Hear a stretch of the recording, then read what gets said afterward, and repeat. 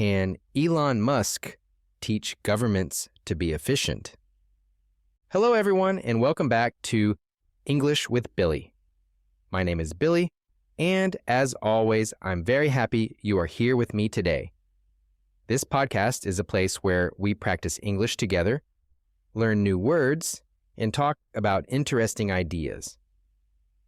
Today's topic is a bit unusual. We'll be talking about something related to government, efficiency, and a newly imagined idea proposed by Elon Musk called the Department of Government Efficiency. Now, I know what you might be thinking. Billy, this sounds complicated. Government? Efficiency? What does this have to do with my English? Well, think about it like this. Governments are everywhere. They influence our lives, no matter what country we come from. We pay taxes, we rely on public services, and we listen to our leaders' promises. Sometimes these governments grow very large, do many things, and spend a lot of money. But do they always spend that money wisely? Are they always doing what's best for people? Maybe governments should do less, not more. Maybe that would make people freer and wealthier. Today, we'll explore these ideas slowly, clearly, and with some examples and stories. By the end, you'll have learned new vocabulary, understood some big political and economic concepts, and hopefully improved your English listening skills. Let's start with a simple question. What is a government supposed to do? Maybe you'd say, a government keeps us safe, or a government builds roads and schools, or a government helps poor people. All these answers can be correct depending on your country's traditions and your own values. But what happens when a government tries to do too many things at once? Imagine you have a friend. Let's call him Arturo. Arturo wants to be everything at once. He wants to be a doctor, a lawyer, a teacher, a farmer, a chef, and a professional basketball player. He tries to do them all at the same time. He studies medicine in the morning, runs to the court in the afternoon to practice basketball, cooks fancy meals at dinner, and then tries to teach a law class at midnight. It's crazy. Arturo will be exhausted and not very good at any one job. Governments can be like Arturo. They have many roles: making laws, protecting the environment, running schools, managing healthcare, building roads, defending the country, providing pensions to older citizens, helping with housing, and so on. But when a government tries to do too much, it might fail to do the most important things well. Now, let's get back to DOGE, the Department of Government Efficiency, that Elon Musk wants to create in America with the help of the new president, Donald Trump. This new department's job would be to look at all the areas where the government is spending money and ask, is this really necessary? Is this job better done by private businesses or charities? Should the states or local communities handle this instead of the national government? In other words, DOGE is about cutting unnecessary bureaucracy, meaning too many rules, forms, and agencies, and reducing wasteful spending. The idea is that if the government steps back and stops trying to do everything, maybe the economy will do better. Businesses might have fewer regulations slowing them down, people might have more choices, taxes might go down because the government doesn't spend as much money. This could make life better, or at least that's the argument. Now, there are 3 uncomfortable truths about the current situation in the United States government. I am speaking from an American perspective, but these ideas can be applied more generally. 1. The federal government often fails to deliver on its objectives. That means, even though the government promises to solve big problems like poverty or poor education, it often falls short. Sometimes the money it spends doesn't lead to real improvements. Instead, there are big bureaucracies and lots of rules that make it hard for people to solve problems on their own. 2. U.S. economic growth has slowed down compared to the past. There might be many reasons for this, but one reason given is that regulations and government involvement can slow innovation. For example, if you are a small business owner and you have to fill out 20 forms and follow 30 rules just to open a simple coffee shop, you might give up or spend a lot of money on lawyers. This means less growth and fewer good jobs. 3. The government debt is extremely high and is growing. This debt means the government is spending more money than it collects. Over time, this can cause inflation, prices rising, slower growth, or even financial crises. Imagine if you always spend more money than you earn and put the difference on a credit card. Eventually, you have to pay it back with interest, and that becomes very hard. These 3 problems, failure to deliver results, slow growth, and high debt, are partly caused by the government trying to do too many things. DOGE wants to help fix that. Let me tell you a little story. Imagine a small town bakery called Rosa's Bread. Rosa started her bakery 20 years ago, and she loved baking bread for her neighbors. Then, over time, the government added new regulations, new taxes, rules about the shape of her bread, how she must label her flour, how she must pay her employees, what benefits she must provide, and even how she must design her bakery sign out front. Rosa is overwhelmed. She spends more time reading rules, filling out forms, and talking to government inspectors than baking bread. Her costs go up. She raises prices. Some customers stop buying her bread. Eventually, Rosa thinks, "Why am I doing this? I started this bakery to bake bread." A department like DOGE would look at situations like Rosa's and say, "Is this really necessary?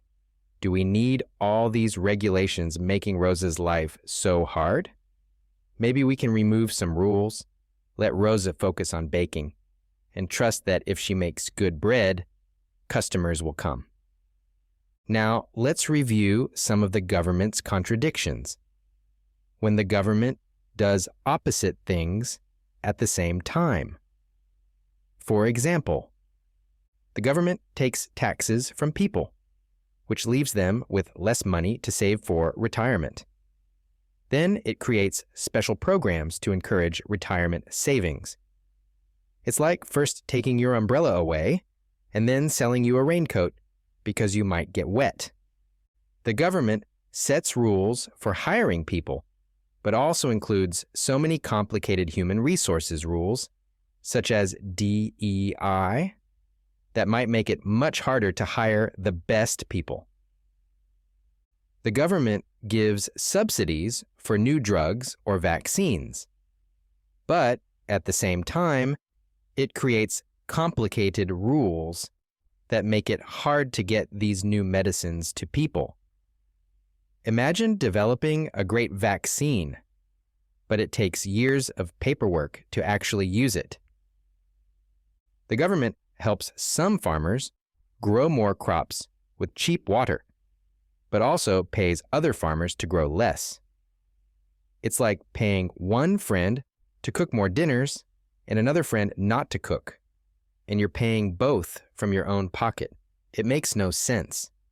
This is what happens when a large government tries to serve many goals. Different agencies and programs fight against each other's purposes. Elon Musk argues that DOGE should not just try to make government agencies more efficient at doing unnecessary things. It should also ask if the government should be doing them at all. The idea is that sometimes it's better to eliminate a program than try to make it run better. For example, if there's a government program that forces airports to follow a complicated set of rules that raise ticket prices but do nothing to improve safety, maybe the solution isn't to hire more people to check the rules.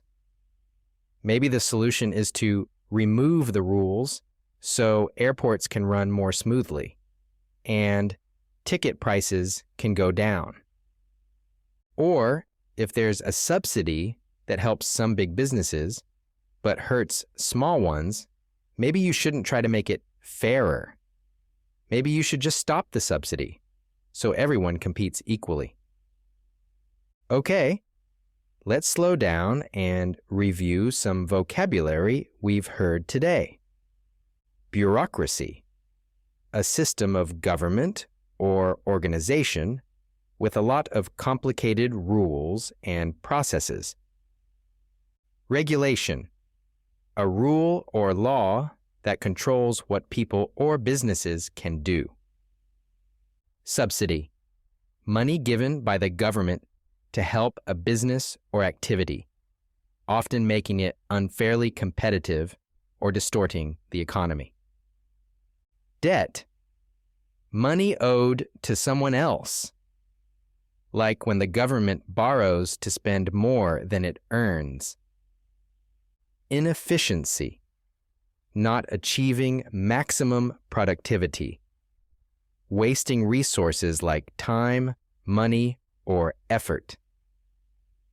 DEI, diversity, equity, inclusion. Principles meant to ensure fair treatment and opportunities for all, but sometimes these goals can create complex rules that mean the best person for the job is not hired. Repeat after me. Bureaucracy, regulation, subsidy, debt, inefficiency, diversity, equity, and inclusion. You might wonder, have countries tried to shrink their governments before? Yes, many times throughout history. Sometimes it works, sometimes it doesn't. For example, in the 1980s, countries like the United Kingdom and the United States tried to reduce the size of government. They sold off government-owned businesses to private owners. This is called privatization. Reduced some regulations and tried to let the market work more freely.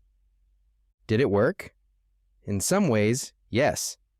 Some industries became more efficient, prices fell, and quality improved. But in other areas, people felt that the government pulled back too much, leaving some people without help. The lesson here is that it's a balancing act. The idea behind DOGE is not just to cut blindly, but to think carefully. Which programs are truly essential? Which services are better handled at the local level or by private companies? Can we trust people to make their own choices if we remove certain rules? Imagine a small community near a river. For years, the national government managed the river's water usage, telling farmers how much water they could use and when they could use it. The rules were complicated and made some farmers happy and others angry. Then, one day, the government said, "We are stepping back. The community must find its own way." At first, people were scared. How would they manage the river's water fairly? But guess what?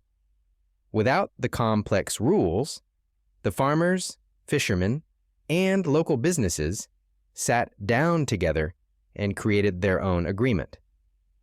They found a more flexible and fair solution that reflected their actual situation, not a distant government's idea. Sometimes local people, who know their problems best, find better solutions than distant government officials. If DOGE were to succeed, what might the future look like? Perhaps fewer tax-funded programs that try to do everything for everyone. Instead, people might keep more of their own money, make their own choices, and rely on local solutions or charities to solve problems. Maybe businesses would face fewer rules, making it easier for entrepreneurs to start something new, create jobs, and innovate. Much of what governments do is not just about management, it's about power and politics. Some groups benefit from the rules and subsidies, and they don't want to lose them. Changing a big system is never easy. It's like turning a giant ship around. It takes time, effort, and a strong will. You might wonder, Billy, I'm just here to learn English. Why should I care about government efficiency? Well, understanding these concepts helps you when you read international news, watch debates, or talk to English-speaking friends about current events. Government efficiency, regulations, and debt affect everyone's daily life, from the price of food and housing to the availability of jobs. If you move to another country or plan to travel, you'll notice differences in how governments operate. Being able to talk about these issues in English gives you more confidence and understanding. Also, learning new vocabulary and hearing these stories helps you practice listening and comprehension. My job here is to present an interesting topic while you focus on understanding the words, phrases, and sentence structures. Let's review the key ideas from today. 1.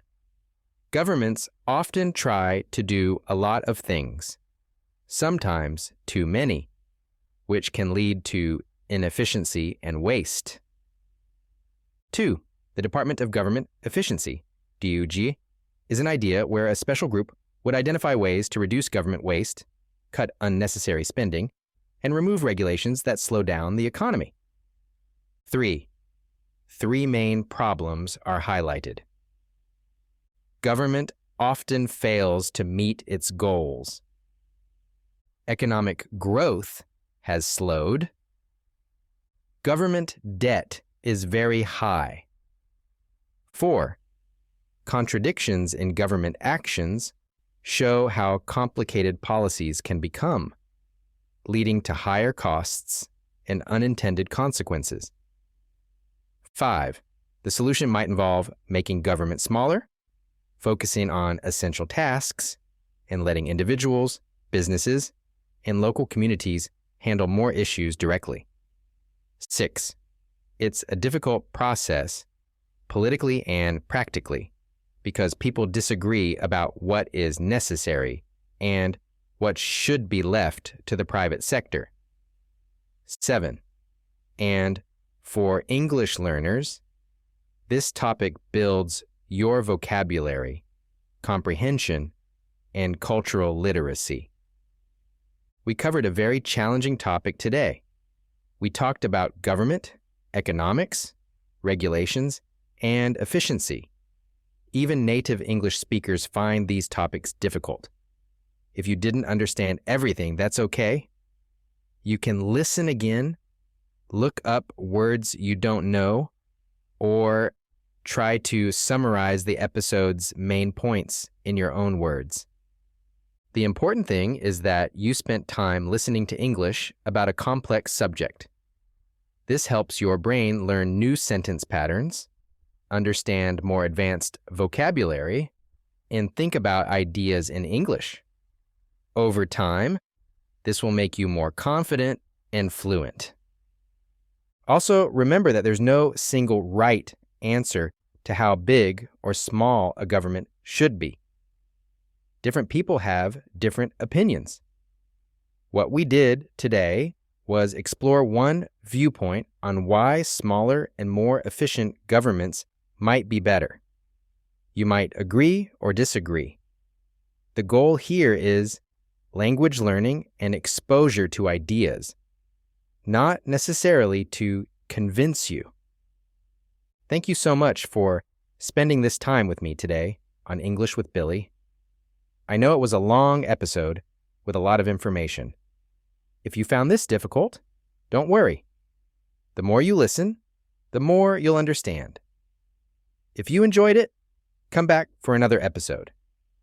We'll keep exploring different topics, building your English skills, and expanding your understanding of the world.